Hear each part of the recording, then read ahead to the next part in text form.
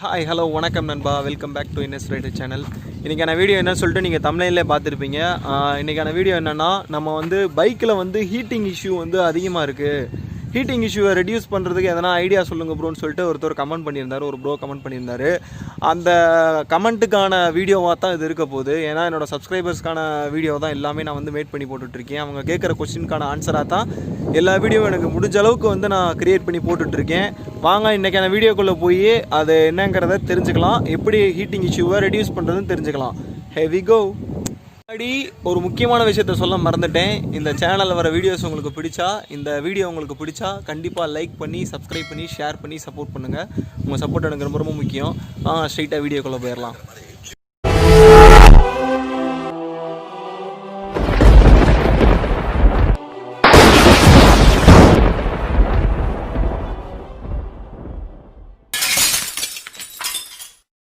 அதுக்கான சொல்யூஷன் தெரியறதுக்கு முன்னாடி முதல்ல நீங்கள் அது எதனால் அந்த எந்த காரணத்தினால அந்த ஹீட்டிங் இஷ்யூ உங்கள் பைக்குக்கு வருதுங்கிறத நீங்கள் முதல்ல தெரிஞ்சுக்கணும். ரெண்டு விதமான காரணங்களால் ஹீட்டிங் இஷ்யூ உண்டாகுது. முதல் காரணம் என்னன்னு சொல்லிட்டு பார்த்தீங்கன்னா, இதுக்குள்ளே நம்ம இன்ஜின் ஆயில் ஊற்றுவோம். ஹீட் ரெடியூஸ் ஆகிறதுக்காகவும், அதுக்கப்புறம் உராய்வு அதிகமாக ஏற்பட்டு ப்ராப்ளம் ஆகாமல் இருக்குது, இன்ஜினில் ப்ராப்ளம் ஆகாமல் இருக்கணுங்கிறதுக்காகவும் இதில் நம்ம ஆயில் ஊற்றுவோம்.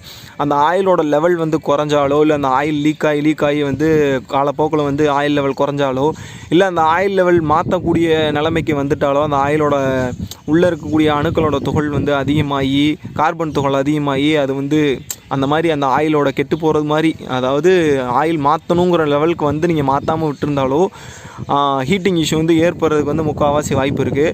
ஏன்னா நல்லா இருக்கிற ஆயில் மட்டும்தான் தன்னோட வேலையை சரியாக செய்யும். சரியாக செய்யலைனாலோ, இல்லை ஆயில் இல்லைனாலோ உராய்வு அதிகமாக ஏற்பட்டு அது மூலமாக இன்ஜின் டபுள் ஹீட் ஆகிறதுக்கும், தொட்டாலே சூடு வைக்கிற மாதிரி ஹீட் ஆகும். சைலன்சர் பயங்கரமாக ஹீட் ஆகும். நார்மலாகவே 2 ஸ்ட்ரோக்கில் பயங்கரமாக ஹீட் ஆகும். இந்த ப்ராப்ளம் இருந்துச்சுன்னா அதை விட ரொம்ப மோசமாக ஹீட் ஆகிறதுக்கு வாய்ப்புகள் அதிகமாக இருக்குது. அதனால் நீங்கள் இந்த ஆயிலோட லெவலில் நீங்கள் செக் பண்ணிக்கோங்க. ஆயில் எப்படி இருக்குங்கிறத பார்த்துக்கோங்க. சரியாக இருக்கா, இல்லை மாற்றக்கூடிய அளவுக்கு வந்துருச்சாங்கிறத நீங்கள் மெக்கானிக்கிட்ட போய் ஒரு 1 மந்த் ஆர் 2 மந்த்துக்கு ஒன்ஸ் நீங்கள் செக் பண்ணி இந்த ஆயிலை சேஞ்ச் பண்ணிக்கோங்க. சேஞ்ச் பண்ணி வச்சுக்கிட்டிங்கனாலே உங்களுக்கு ஹீட்டிங் இஷ்யூ அதிகமாக இருக்கிறதுக்கு வாய்ப்பே இல்லை நண்பா. இன்னொரு காரணம் என்னன்னு சொல்லி பார்த்தீங்கன்னா, இதுக்குள்ளே நம்ம ஆயில் கலந்து ஊற்றுவோம். ஒரு சிலர் என்ன பண்ணுவாங்கன்னா, சைட்லேயே ஆயில் கேன் கொடுத்துருப்பாங்க. இதில் இருக்குது பார்த்தீங்கன்னா, அந்த நோட்டிஃபிகேஷன் இருக்குது பார்த்தீங்கன்னா, சைட்லேயே ஆயில் கேன் கொடுத்துருப்பாங்க. அதில் ஆயில் போட்டுட்டோங்கிறதுக்காக என்ன செய்வாங்கன்னா, உள்ளே இதுக்கு ஆயில் கலந்து ஊற்றாமல் வெறும் பெட்ரோல் மட்டும் ஊற்றுவாங்க.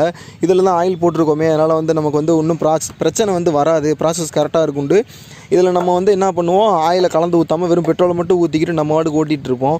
இதில் ஆயில் லெவல் எப்போ குறையும், எப்படி குறையும், என்ன மாதிரி இருக்கும், எப்படி ஒர்க் ஆகுங்கிறத யாருனாலும் யூகிக்கவே முடியாது. எப்போ வேணால் அதோட சரியாக வேலை செய்யலாம், இது சில நேரத்தில் சரியாக வேலை செய்யாமல் போகலாம். அதனால் நீங்கள் என்ன சொல்லிட்டு பார்த்தீங்கன்னா, இந்த ஆயிலை நம்புறதை விட, இதில் ஊற்றுற ஆயிலை நம்புறதை விட நம்ம இதில் 2T ஆயில் மிக்ஸ் பண்ணி ஊற்றணும். 2T ஆயில் லெவல் கரெக்டாக ஊற்றணும். லெவல் கரெக்டாக ஊற்றுனீங்கன்னா ஹீட்டிங் இஷ்யூ இருக்காது. ஒரு சில நேரத்தில் ஹீட்டிங் அப்படி ஊற்றினாலும் ஹீட்டிங் இஷ்யூ அதிகமாக வருதுன்னா, ஆயிலை கொஞ்சம் எக்ஸ்ட்ராவாக கலந்து ஊற்றிக்கிங்க. ஆயிலை கொஞ்சம் எக்ஸ்ட்ராவாக கலந்து ஊற்றுனீங்கன்னா உங்களுக்கு ரெடியூஸ் ஆகிறதுக்கு வாய்ப்பு இருக்குது. ஏன்னா ஆயில் மூலமாக பார்த்திங்கன்னா ஏற்படக்கூடிய உராய்வு கம்மியாகும். இப்போ நம்ம நெருப்பில் தண்ணி ஊற்றினா எப்படி அதுக்கு சூடு கம்மியாகுமோ, அது மாதிரி இன்ஜினுக்கு ஹீட்டு கம்மியாகி உங்களுக்கு அந்த இது ரெடியூஸ் ஆகிறதுக்கு வாய்ப்பு இருக்குது. அதனால் நீங்கள் என்ன பண்ணுறீங்கன்னா, அதுக்கான சொல்யூஷன் என்னென்னா, நீங்கள் 2T ஆயில் எப்போயுமே டேங்கில் 50 ரூபாய்க்குனா 50 ரூபாய்க்கு கணக்குக்கு, 100 ரூபாய்க்குனா 100 ரூபா கணக்குக்கு கரெக்டாக கணக்கு ஏற்றாப்பில் நீங்கள் 2T ஆயில் மிக்ஸ் பண்ணி போடுங்க. மிக்ஸ் பண்ணி போட்டாலே உங்களுக்கு இந்த ப்ராப்ளம் வராது நண்பா.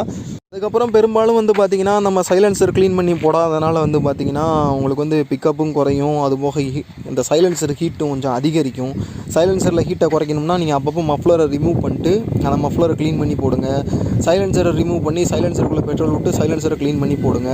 ஏர் ஃபில்டரை அப்பப்போ க்ளீன் பண்ணி போடுங்க. அப்புறம் கார்பரேட்டரை கரெக்டாக செக் பண்ணிக்கோங்க. கரெக்டாக லெவல் வருதா, ஓவர் ஃப்ளோ ஆகுதா, எல்லாத்தையுமே செக் பண்ணிக்கோங்க. கரெக்டாக நீங்கள் பைக்கை 1 மந்த்துக்கு ஒன்ஸ் சர்வீஸ் விட்டு நீங்கள் பார்த்துக்கிட்டிங்கனாலே உங்களுக்கு எந்த விதமான பிரச்சனையும் வண்டியில் வராது. 2 ஸ்ட்ரோக் பைக் மாதிரி ஒரு நல்ல பைக்கு கிடையவே கிடையாது. 2 ஸ்ட்ரோக் பைக் என்ன தான் போக உங்களுக்கு வெளியில் அதிகமாக பொல்யூஷன் ஏற்படுத்தினாலும் பிக்கப்பு எல்லாமே, பிக்கப்லேருந்து அது கொடுக்கக்கூடிய மைலேஜ்லேருந்து அதோட வேலையை சரியாக தான் செய்யும். ஆனால் நீங்கள் அதுக்கு என்ன பண்ணணும்னா, அதுக்கான வேலைக்கு சரியாக செய்கிறதுக்கு உண்டான கூலி கொடுக்குற மாதிரி அந்த பைக்கை நீங்கள் சர்வீஸ் பண்ணி வச்சுக்கணும். சர்வீஸ் பண்ணி வச்சுக்கிட்டிங்கனாலே உங்களுக்கு பாதி ப்ராப்ளம் சால்வ் ஆயிரும். நீங்கள் எப்போயுமே என்ன பண்ணுறீங்கன்னா, மந்த்லி ஒன்ஸ் பார்த்தீங்கன்னா ஆயில் செக் பண்ணிக்கோங்க. ஆயில் செக் பண்ணிவிட்டு அதுக்கப்புறம் கார்பரேட்டர் க்ளீன் பண்ணிக்கோங்க. ஏர் ஃபில்டர் க்ளீன் பண்ணி ஏர் ஃபில்டர் செக் பண்ணிக்கோங்க. சைலன்சரை க்ளீன் பண்ணிக்கோங்க. சைலன்சரை க்ளீன் பண்ணி முடிச்சதுக்கப்புறம் பார்த்தீங்கன்னா வேறு எதனா ஃபால்ட் இருக்கா, அது ஸ்பார்க் இருக்கிற ஃபால்ட் இருக்கான்னு பார்த்துக்கோங்க. கிளச் பிளேட்டில் ஃபால்ட் இருக்கான்னு பார்த்துக்கோங்க. கிளச் பிளேட்டு போயிருச்சுன்னா நீங்கள் கிளச் பிளேட்டு மாற்றினீங்கன்னா பிக்கப் வந்து குறையும். கிளச் பிளேட்டு சரியில்லைன்னா உங்களுக்கு பிக்கப் குறையும். அது நீங்கள் மாற்றிக்கிட்டிங்கன்னா உங்களுக்கு வந்து ப்ராப்ளம் சால்வ் ஆயிரும். இந்த மாதிரி ஏகப்பட்ட இது வந்து ஏகப்பட்டதுன்னு சொல்ல முடியும். சில சர்வீஸ் வந்து இதில் வந்து நீங்கள் பண்ணணும். நீங்கள் கண்டிப்பாக நீங்கள் பண்ணிக்கிட்டிங்கனாலே உங்களுக்கு வந்து ப்ராப்ளம் முக்கால்வாசி இருக்காது. இந்த மாதிரி ஒரு நல்ல பைக் வந்து உங்களுக்கு அமையிறது கஷ்டம். அமைஞ்சிச்சின்னா அந்த அமைஞ்ச பைக்கை விட்டுறாதீங்க. கரெக்டாக நீங்கள் பக்காவாக மெயின்டெனன்ஸ் பண்ணி பக்காவாக ஓட்டுங்க. உங்களுக்கான ப்ராப்ளம் வந்து கண்டிப்பாக சால்வ் ஆகிருக்கும். இதை நீங்கள் ஃபாலோ பண்ணிங்கனாலே முக்கால்வாசி ப்ராப்ளம் வந்து உங்களுக்கு சால்வ் ஆயிரும். அதனால் நீங்கள் என்ன பண்ணுறீங்கன்னா நான் சொன்ன அந்த 3 விஷயத்தை நீங்கள் ஃபாலோ பண்ணுங்கள். ஏர் ஃபில்டர் க்ளீன் பண்ணிக்கோங்க. ஏர் ஃபில்டர் செக் பண்ணிக்கோங்க. கார்பரேட்டர் க்ளீன் பண்ணிக்கோங்க. சைலன்சரை க்ளீன் பண்ணி அப்புறம் அந்த ஆயில் செக் பண்ணிக்கோங்க. அப்புறம் வந்து பார்த்திங்கன்னா நம்ம எல்லாத்தையுமே ஓரளவுக்கு ஒரு அரவுண்டு ஒரு சர்வீஸ் மாதிரி பார்த்துக்கோங்க. ஒரு 1000 ருபீஸ் 1500 ருபீஸ் தான் வரும். இதில் அதிகமாகலாம் செலவெல்லாம் வைக்காது. 2T ஆயில் மிக்ஸ் பண்ணி ஊற்றுங்க. கரெக்டான மிக்சரில் ஊற்றுங்க. அப்படி மிக்சருக்கு சரியாக பண்ண முடியல, மிக்ஸு சரியாக ஆக மாட்டுது அப்படின்னா, ஹீட்டிங் இஷ்யூ மறுபடியும் இருக்குன்னா நீங்கள் ஆயிலோட லெவலை வந்து கொஞ்சம் கூட்டி, அதாவது ஒரு 50 ml ஊற்றுனீங்கன்னு வச்சுக்கோங்களேன், ஒரு 55 ml 60 ml அந்த மாதிரி ஊற்றுனீங்கன்னா உங்களுக்கு ஹீட்டிங் இஷ்யூ வர்றதுக்கு வாய்ப்பு வந்து குறைஞ்சிரும். இதுதான் இதுக்கான வந்து இதனால தான் இந்த ப்ராப்ளம் உருவாகுது. இதுக்கான சொல்யூஷனும் இதுதான் ப்ரோ. நண்பா, இன்னொரு முக்கியமான காரணத்தை வந்து நான் சொல்கிறதுக்கு மறந்துட்டேன். சைலன்சரில் வந்து நம்ம ஆல்ட்ரேஷன் பண்ணுவோம் பார்த்துருக்கீங்களா, பாதியாக கட் பண்ணுறது, மஃப்ளரை ரிமூவ் பண்ணிட்டு ஓட்டுறது, மஃப்ளரே இல்லாமல் வண்டி ஓட்டுறது, அந்த மாதிரி ஓட்டுறது மூலமாகவும் உங்கள் இன்ஜின் வந்து ஹீட் ஆகும். வண்டியில் ஃபால்ட்டு அதிகமாக வரும். நிறைய நண்பர்கள் என்ன பண்ணுவாங்கன்னா சைலன்சர்லேருந்து மஃப்ளரை ரிமூவ் பண்ணிட்டு ஓட்டுவாங்க. ஒரு சில நண்பர்கள் சைலன்சர் அப்படியே கட் பண்ணிவிட்டு அப்படியே ஓட்டுவாங்க. ஒரு சில நண்பர்கள் பார்த்திங்கன்னா சைலன்சர் ஆல்ட்ரேஷன் பண்ணுறேங்கிற பேரில் ஏகப்பட்ட ஆல்ட்ரேஷன்ஸை பண்ணி வண்டியவே கெடுத்து வச்சு வண்டி ஓட்டிகிட்டு இருப்பாங்க. அப்படி ஹீட் ஆகக்கூடிய நண்பர்கள் வந்து பார்த்திங்கன்னா நீங்கள் சைலன்சரை ஒரிஜினலாக பர்ஃபெக்டாக பண்ணணும். RX சைலன்சர் போகணும்னா RX சைலன்சர் போட்டுக்கோங்க. சுசுகி சைலன்சரே போகணும்னா சுசுகியே போட்டுக்கோங்க.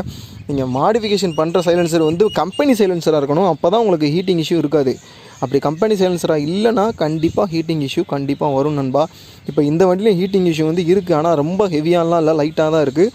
நீங்கள் அந்த மாதிரி ஆல்ட்ரேஷன் பண்ணி வச்சுருந்தீங்கன்னா கண்டிப்பாக அதை வந்து திருத்திக்கங்க. அப்படி ஆல்ட்ரேஷன் பண்ணிட்டு ஹீட் ஆகுது, வேறு என்ன பண்ணுறது, நீங்கள் என்ன ட்ரை பண்ணாலும் உங்களுக்கு வந்து அது சரியாகாது. நீங்கள் அந்த சைலன்சர் இதை வந்து மாற்றுற வரைக்கும். ஏன்னா தன்னோட வேலையை வந்து டபுள் மடங்காக செய்யும் பொழுது வந்து பார்த்திங்கன்னா இன்ஜின் வந்து ஹீட் ஆகிறதுக்கு வாய்ப்பு அதிகமாக இருக்குது. அது மூலமாகவும் ஹீட் ஆகும். இது சரியாக தவறான எனக்கு தெரில. தப்பாக இருந்துச்சுன்னா கமெண்ட் செக்ஷனில் சொல்லுங்கள். இதனாலே ஒரு காரணம் நான் நினைக்கிறேன். நான் நினச்சதை சொல்கிறேன் உங்களுக்கு. ஓகே நண்பா, இதுவும் ஒரு காரணம். இப்படி நீங்கள் பண்ணிட்டு இருந்தீங்கன்னா இதை இன்னையோட திருத்திக்கிட்டிங்கன்னா உங்களுக்கு வந்து ஹீட்டிங் இஷ்யூ இருக்காது. ஓகே நண்பா, எனக்கு தெரிஞ்சு இன்றைக்கான வீடியோ வந்து நான் சாட்டிஸ்ஃபேக்ஷனாக முடிச்சிருப்பேன்னு நினைக்கிறேன். உங்களுக்கு இந்த வீடியோ புரிஞ்சிருக்குன்னு நினைக்கிறேன். இந்த வீடியோ புரியலைன்னா நீங்கள் வந்து கண்டிப்பாக கமெண்ட் செக்ஷனில் கமெண்ட் பண்ணுங்கள். கண்டிப்பாக வந்து நீங்கள் கமெண்ட் பண்ணிங்கன்னா உங்கள் கமெண்ட்டுக்கு நான் ரிப்ளை பண்ணுவேன் நண்பா.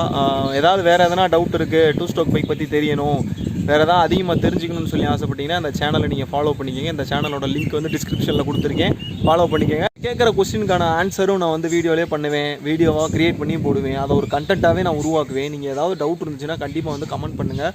நான் எல்லாத்தையுமே மெக்கானிக்கிட்ட விசாரிச்சுட்டு பியூராக பர்ஃபெக்டாக விசாரிச்சுட்டு உங்களுக்கான வீடியோ வந்து நான் மேட் பண்ணி போடுவேன். நீங்கள் பாருங்கள், உங்களுக்கு கண்டிப்பாக அந்த சேனல் பிடிக்கும். பிடிச்சா லைக் பண்ணி, சப்ஸ்கிரைப் பண்ணி, ஷேர் பண்ணி சப்போர்ட் பண்ணுறதுக்கு மறந்துடாதீங்க. என்னை காண்டாக்ட் பண்ணணும்னு நினச்சிங்கன்னா என்னோட Instagram